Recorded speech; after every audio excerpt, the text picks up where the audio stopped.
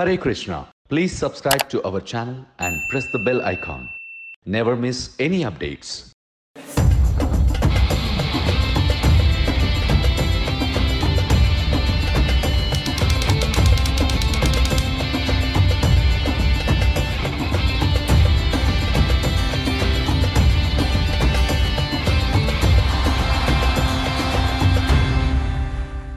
Hare Krishna. Welcome to Journey of Self-Discovery Workshop. Today is the 8th session, Karma Cafe. In this we understand the important principles of karma. By this knowledge, we can lead a happy and a peaceful life. In the previous session, the principles of freedom, we understood 4 principles by which we can lead a happy and a life of freedom. In this session, we understand one more important aspect, the law of nature, that is karma. By knowing this, you can lead a righteous way of life and a happy life. Knowing about karma is always a very interesting thing. One story goes like this. Once there was a bus traveling to one city to one more city. On the way, it happened to cross a bridge on a big river. And there was suddenly heavy rain and heavy lightning also. The bus came to almost middle of the bridge and suddenly big lightning. And there is heavy wind and all these things are coming. And then the lightning is hitting the bridge and the bus also. They all got afraid. And somehow one person in that bus understood there is one bad karma person is there, because all of us are good people. They are traveling, and then because of that person we are all suffering. And the bus is traveling and then it crossed the bridge. Still the lightning is not stopping. It is stucking the here and there around the bus. They decided to stop the bus. The bus is stopped now. And the driver asked the passengers in the bus to get down one by one and go and touch the tree which is there nearby. Whoever is karma is bad, they will be stuck by the thunder and they will die. So then first person, he got down, he was very fearful. All people are very keenly watching him, what will happen to him. And then he slowly walked and touched the tree, and then he came back and again got into the bus. Okay, he is very happy. I am not that person. Then second person got down. He also very fearful, and he walked and touched and again came back. Like that one by one is going. Now the last person is remaining. And everybody thought that he is the bad karma person. Because of him, we are all in great danger. Danger for our life. And everybody is cursing him. You are the person, you are the bad fellow, like that. And that person got down and he is sure that lightning will surely struck him and he will die. And he got down, he walked slowly with great fear, shivering body, and he went and touched the tree. That's a big lightning struck. And that lightning struck not the person but the bus. All people died in the bus. Actually, not because of this person bad karma all are suffering. It is because of this person good karma up to now all are saved. Okay. So karma works very mysteriously. Krishna says in Bhagavad Gita also, understanding karma, kim karmeta karmeti kavayo. He says that understanding this karma is very difficult and then very mysterious. Krishna says in Bhagavad Gita. But very important for all of us to know, because if you understand some principles, you can lead your life perfectly. Just like we are an Indian government, we have Indian government laws are there. You have to go left side of the road. You should stop when the green light glows in the traffic. If you don't know these laws, then what will happen? You will be fined or put into jail, or unnecessarily you suffer. You will meet in an accident. Okay. So some principles are very important to know. This karma is law of nature. There are many laws are there in nature. Like that, karma is another one of the law. Karma is also one of the law. We'll understand more about what is that. Dedicated to His Divine Grace A.C. Bhaktivedanta Srila Prabhupada. So in the world, you will see many disparities. You will see fabulously rich people, just like Mukesh Ambani is having lakhs of crores. At the same time, you will see wretchedly poor people who don't have food to eat, starving. And one side you will see handsome people, Hrithik Roshan, and then many heroines, very beautiful heroines. On the way, other side you will see very ugly people, very black, and then not so handsome. That kind of people you will see. And one more category is some are very healthy and strong, powerful bodybuilders. They have six packs and then they look very powerful. On the other hand, you will see some people are very weak.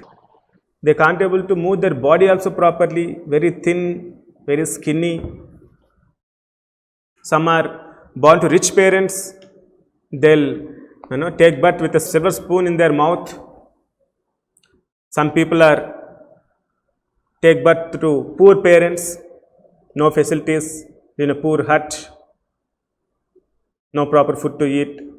You see like this various disparities.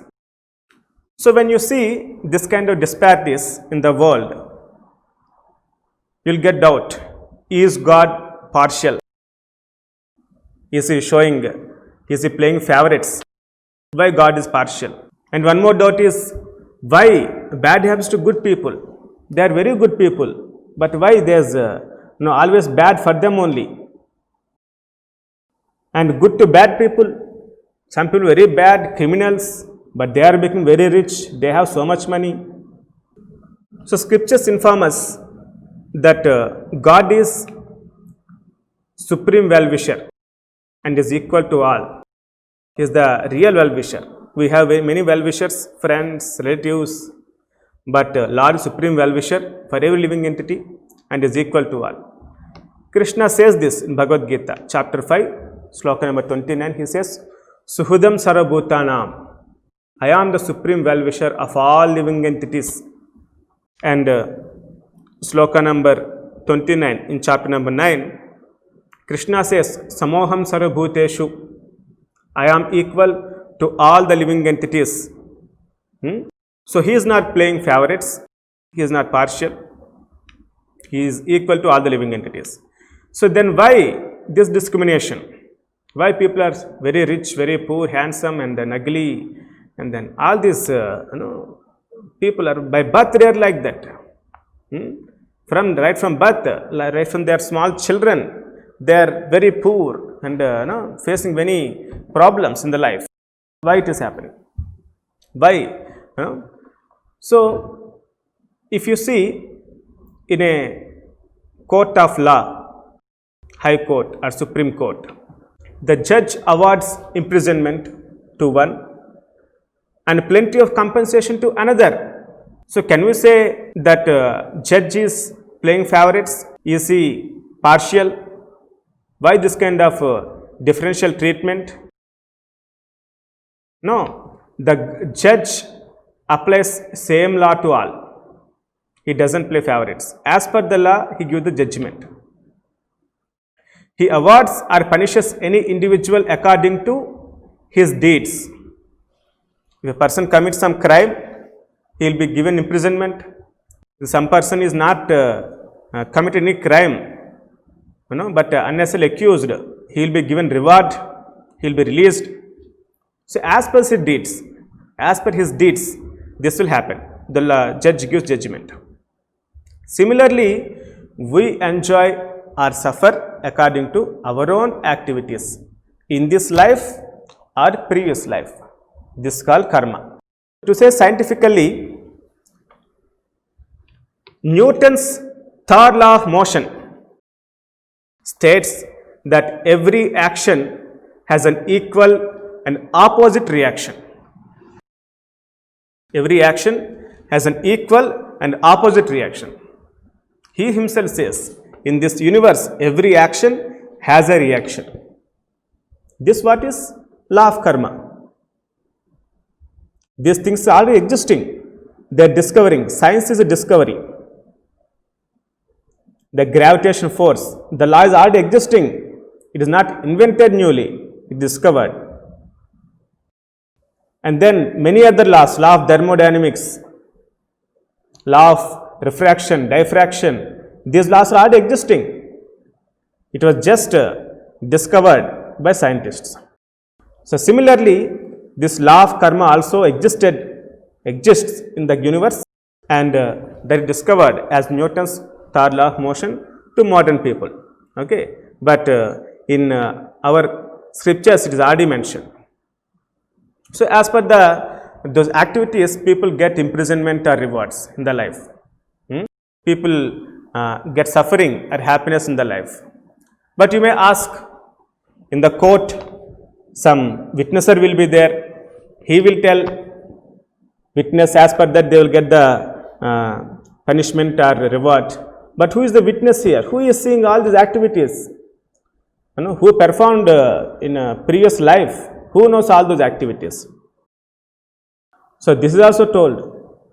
Lord Krishna himself says in Bhagavad Gita, I, in the form of Paramatma, sit in everybody's heart.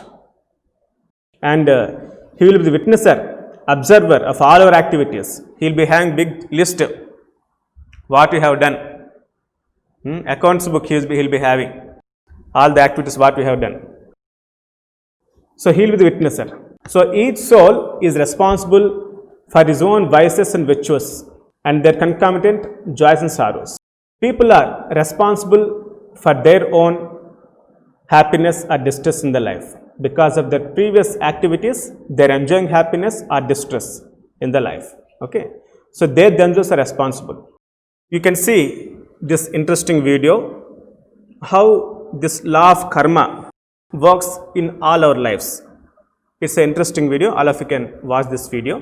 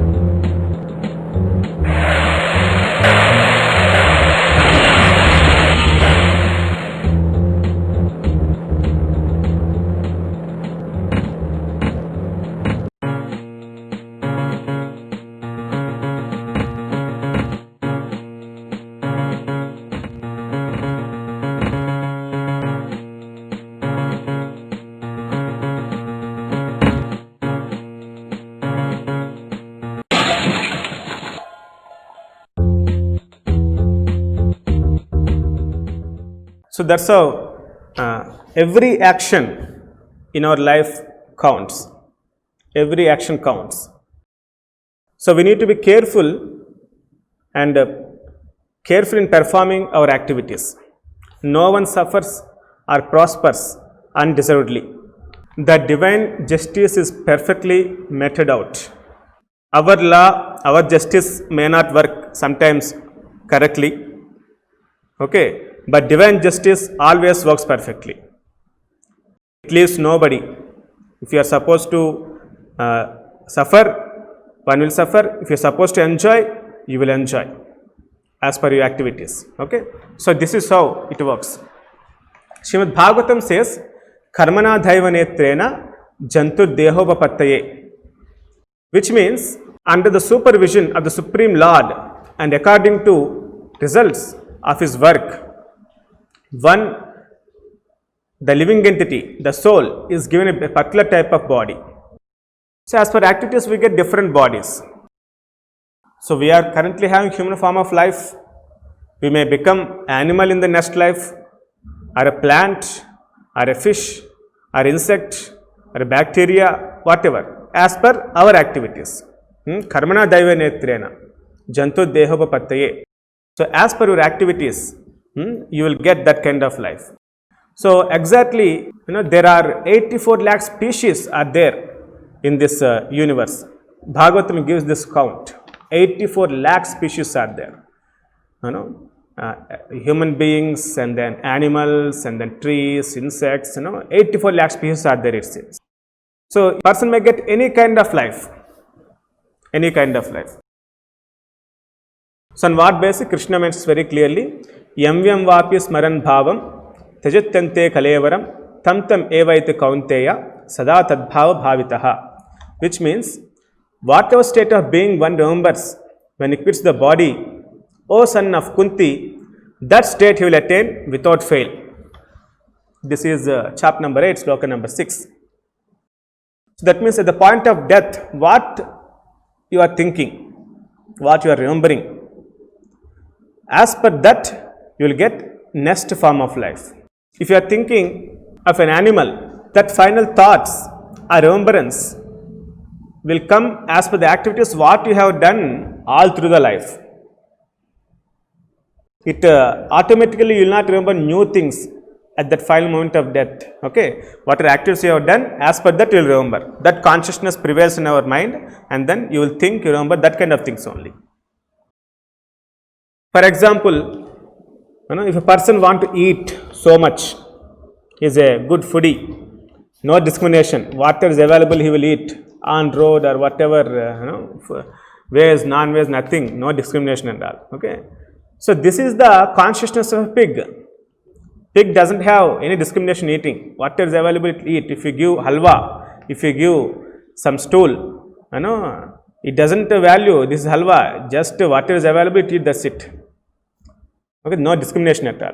So that kind of activities he had done, he practiced all through life, and he remember that kind of things only at the end of life, and he will get that kind of body which is suitable for to inculcate, to practice that kind of thoughts.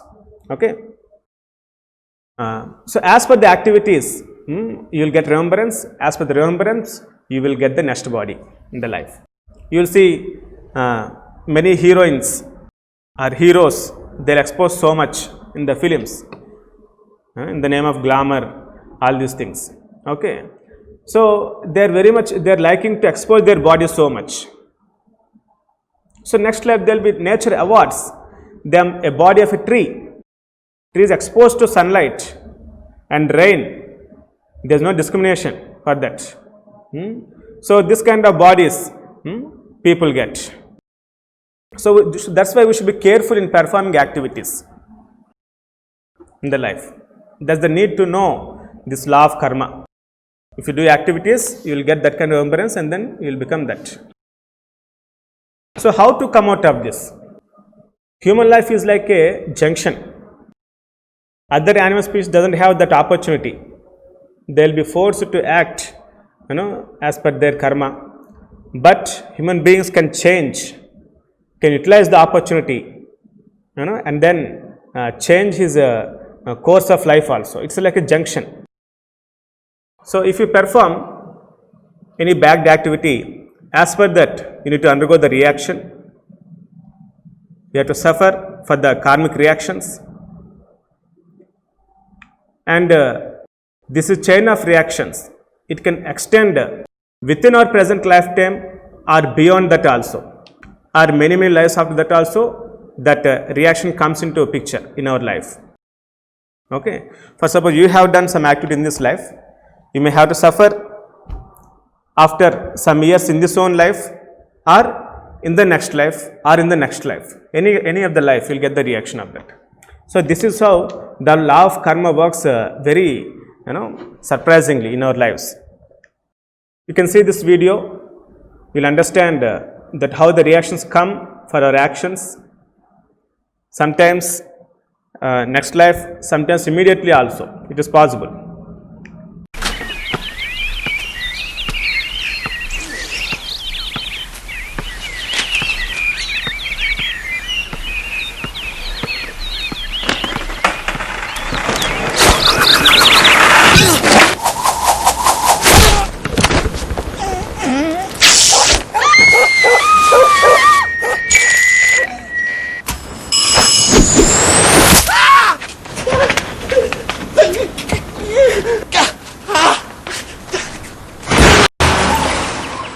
So it all comes back to you. For sure, nobody can avoid. So this happens because of ignorance. People doesn't know this law of karma. So if I say, if you go to court, you committed some crime and you went to court, and that in the court you told that I don't know that this is suffering, this kind of punishment will be there for this crime. If I would know, I will not have committed this kind of crime, and court will not excuse for that. Ignorance of law is no excuse.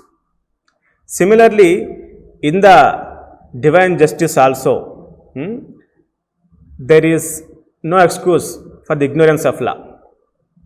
After getting the human form of life, it's a responsibility to know all these things. That's why we tell people to read the scriptures, Bhagavad Gita and Bhagavatam. These contains wonderful laws of nature, the principles by which this whole universe is functioning. Just like our government, they have some laws. They have one book, Constitution. All the laws will mention in that section 1, section 2, section 367, like that. So many laws will be there. Okay. Similarly, if you want to understand the laws of nature, you need to read the manual of God, which is Bhagavad Gita. So then our ignorance will be diffused totally. So otherwise, we will be committing sinful activities in ignorance. But suppose a child doesn't know about fire.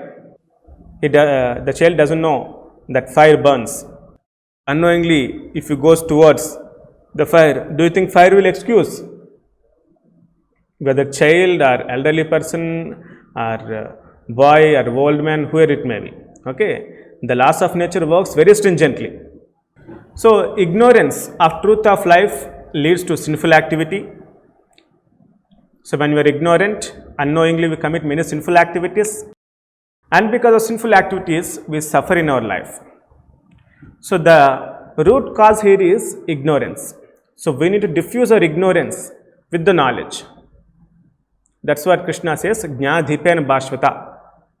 Asatoma sadgamaya, tamasoma jyotirgamaya. Tamas means darkness, ignorance. Jyotirgamaya, light means knowledge. So that's what scripture says, you need to move from darkness to light, which means ignorance to knowledge. So by this knowledge, we can come out of sinful activities and the concomitant suffering that is going to come in our life. We are seeing now the corona. It is first time we are experiencing this kind of reactions in our lives.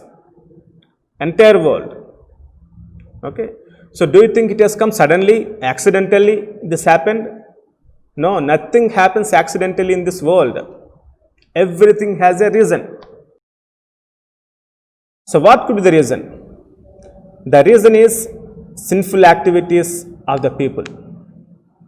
We committed many sinful activities, especially killing of animals.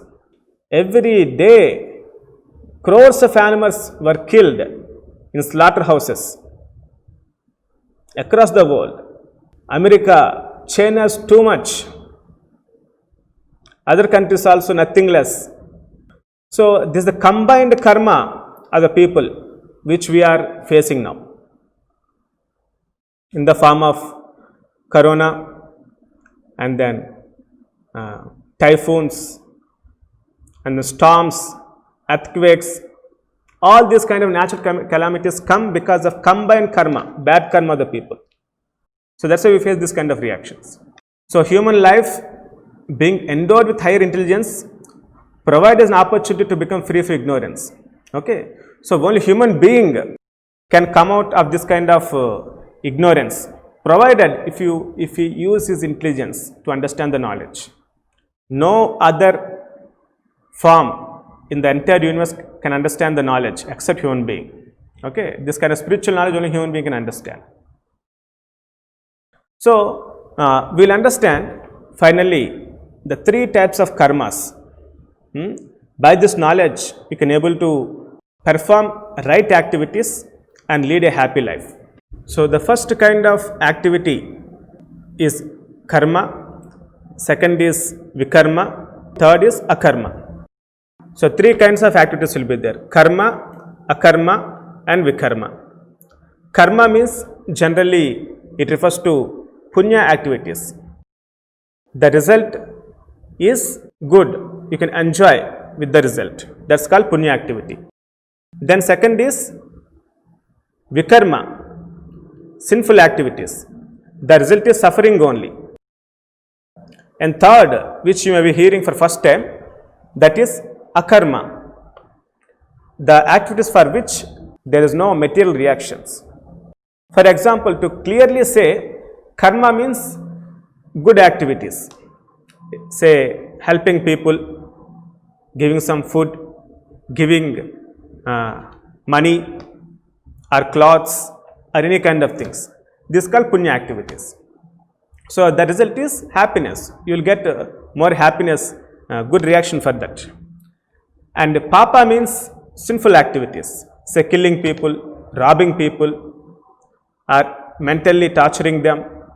Okay, so this kind of activities are sinful activities. The reaction is suffering. People will get suffering out of it. So by the punya activities, you will go to upper planet systems, by which you can enjoy much better than earthly planet. Or in the earthly planet only, you will get more facilities for enjoyment, birth in rich family, more money, like this many kinds of good result you will get. And by the sinful activities, by the vikarma activities, you will go to lower planet systems and you will be suffering there. So to say clearly here, as I told in a real yoga session, our goal of human form of life is to go back to Godhead. This is the goal of life. Back to God, it means Vaikuntha Loka, the place where there are no anxieties, the place where there is no birth, there is no death, no old age, no disease. Living in it is enjoy with the association of Supreme Lord. So to attain that is the goal of life. So to say clearly, this whole universe is divided into, the whole creation is divided into two categories: material world and the spiritual world. You can see in the picture that is shown here, there is material world, there is spiritual world. In the material world, you can find many universes, material universes. And if we expand one universe, you see clearly here 14 planetary systems.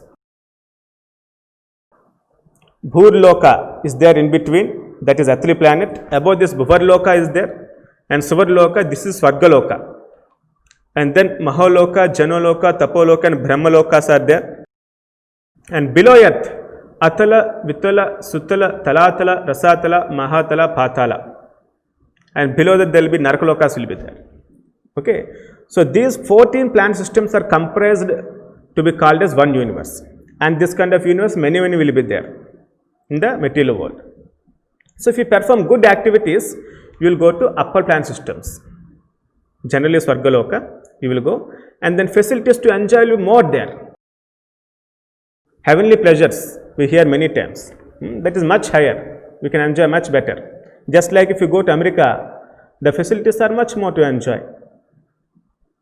There are colorful people, and then many technologies, and then all these enjoyments will be there. In the earthly planet itself, you can see this kind of difference in enjoyment. Also, you can see suffering also. If you go to slums, people are leading a very pathetic life there. You can see difference of enjoyment in this world itself. Similarly, there are also difference of enjoyments in upper and lower planet systems. So if you do punya activities, you will go to upper planet systems, and then if you do sinful activities, you will go to lower planet systems. But the important thing is here, to go to Vaikuntha Loka, none of these activities help us. Not the punya karma, not the papa karma. Nothing helps. If you have papa karma, then you have to suffer in the material world only, in this universe only. If you have punya also, you are bound to enjoy in this world only. But the goal of life is to come out of this material world altogether. If you have punya, you are bound to enjoy. If you are papa, you are bound to suffer. That's why in Annamacharya's things, one song is there. Annamacharya is the greatest Vaishnava saint of South India. He sings, Tiradu papamu, taragadu punyamu. He says that I don't want punya, I don't want papa, because both things are binding to this material world only. Okay. So what liberates us from this world? That is akarma. Karma, vikarma and akarma. Okay, we need to perform akarma. So what is this akarma? Any good activity performed in connection to God. It is exactly punya performing in connection to God. Just like you are doing puja, chanting, yajna, or service to God, or helping people, giving food, giving clothes, or any kind of activities in connection to God, if you perform, that is akarma. Like this, any activity you can do in akarma way. Only thing, you need to learn how to connect to God. Whole life, whatever we are doing, whatever we are leading currently, the present life, we can do in connection to God. The only thing, you need to learn this art from a spiritual master. That's why Krishna says in Bhagavad Gita, Tadviddi panipatena pariprashnena sevaya upadekshanti te jnanam jnanas tattvadarshinaha. He says, you need to learn this by approaching a spiritual master. So if you learn that, and you can able to perform your life activities in a akarma way, then you are liberated. You will come out of any kind of reactions of life, and you can achieve your ultimate goal of life, which is go back home, back to Godhead. So to tell clearly, what activities comes under akarma? Chanting, devotional service, pujas, yajnas, or any charity activities in connection to God. Many people perform charity activities, but they do for their name and fame, for their self-glorification. It may have some punya karma, but that doesn't come under akarma. If you perform activities in connection to God, so if you are supposed to give food, give prasadam to them. Whenever I meet some people, I carry some prasadam. So I'll give that prasadam to them. When we travel in trains, many beggars come to us. Okay, they ask for food and money, all these things. Okay, so we give prasadam to them. We help people, but in a way which is connected to God. Okay, so give prasadam to them. Nicely, their hunger will get satisfied, and by honoring prasadam, they'll get good thoughts, a peace of mind. So any activity can be done. Only thing, you need to learn this art how to do. For suppose once I'm driving, so somebody asked me lift. So I gave lift to him, and after he dropped at a certain point, I gave him prasadam and gave one Krishna card. It will be having mantra of Hare Krishna Mahamantra. Okay, I told them to chant this, and he is chanting once in a while. So I helped him, but in a God conscious way. If you live without connection to God, it will become punya karma. But if you connect to God, it will become akarma. Okay, so this is the way. It can be performed in akarma way, any activity, provided if you learn how to do it. This is what is required. So this is how we need to perform akarma activities.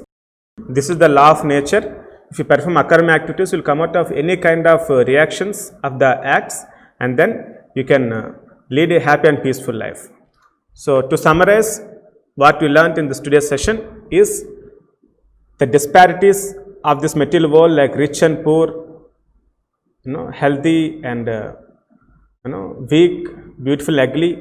All these kind of disparities are there due to our own activities, maybe in this life or previous life. Lord is not partial. He is equal to all the living entities. He is the well-wisher of all the living entities. He is acting like a judge. As per the jiva's activities, he is rewarding them. If he does good activities, he will get good reactions, happiness and enjoyment and all. If he performs sinful activities, he will get suffering accordingly. Okay, and the divine law, the divine justice is very perfect. It doesn't fail. As per our thoughts, our activities, we will get the reactions of it. And finally, the three kinds of karmas are there: karma, akarma and vikarma. Karma means punya activities, vikarma means sinful activities, akarma means activities in connection to God. So if you perform karma or vikarma, you will be bound to this material world only. Happiness or distress, you will be bound to this material world. If you want to come out of this material world and go back to Godhead, you need to perform akarma activities. What is akarma activities? Activities in connection to God. It may be puja, it may be chanting, it may be devotion service, it may be any charity activity in connection to God. So, in the further sessions, we'll learn how to perform this akarma activities in detail. It's a big subject. We need to learn this art perfectly, and then we'll come out of all kind of reactions and then achieve our ultimate goal of life. Now, we'll chant Hare Krishna Mahamantra for 21 times. You can please close your eyes. Take deep breath.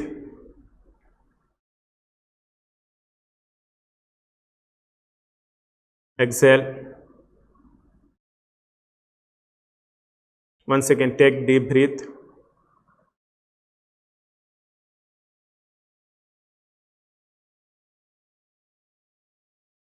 Exhale. One more last time, take deep breath.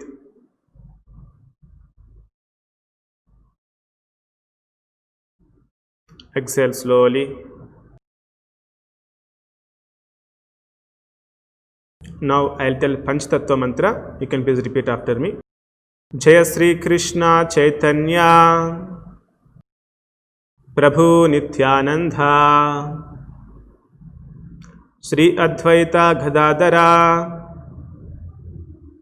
Srivasadhi Gaura Bhakta Vrinda. Now we'll chant Hare Krishna mantra together. All of you have to chant little loudly and focus on the sound of the holy name. Hare Krishna, Krishna Krishna, Hare Hare, Hare Rama, Rama Rama, Hare Hare. Hare Krishna, Krishna Krishna, Hare Hare, Hare Rama, Rama Rama, Hare Hare. Hare Krishna, Krishna Krishna, Hare Hare, Hare Rama, Rama Rama, Hare Hare.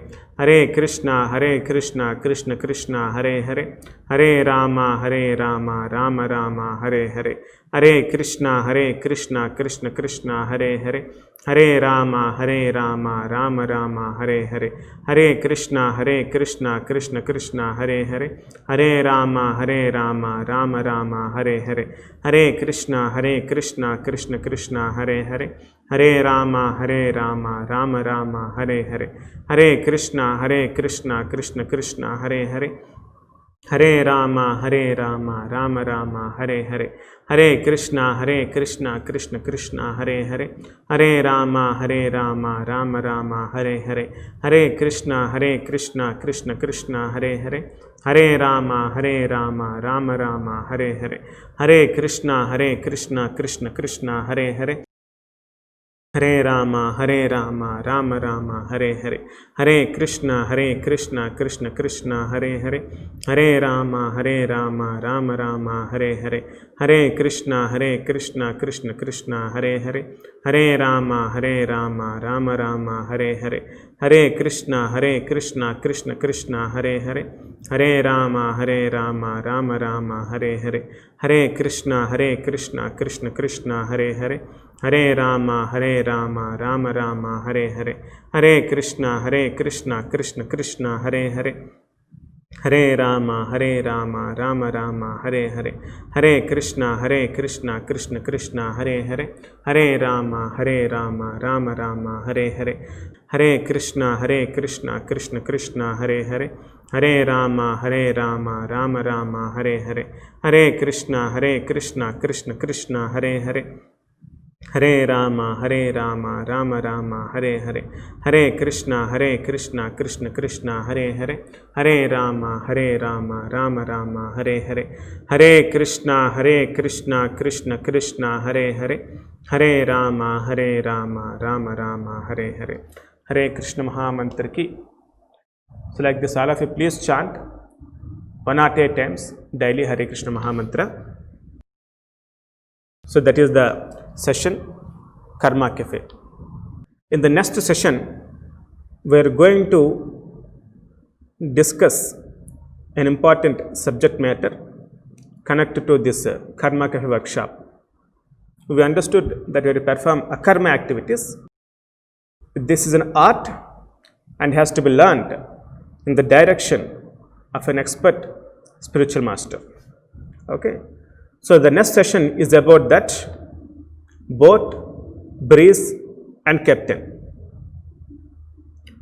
So in this session, you will understand the art of performing the devotion service under the guidance of a perfect spiritual master.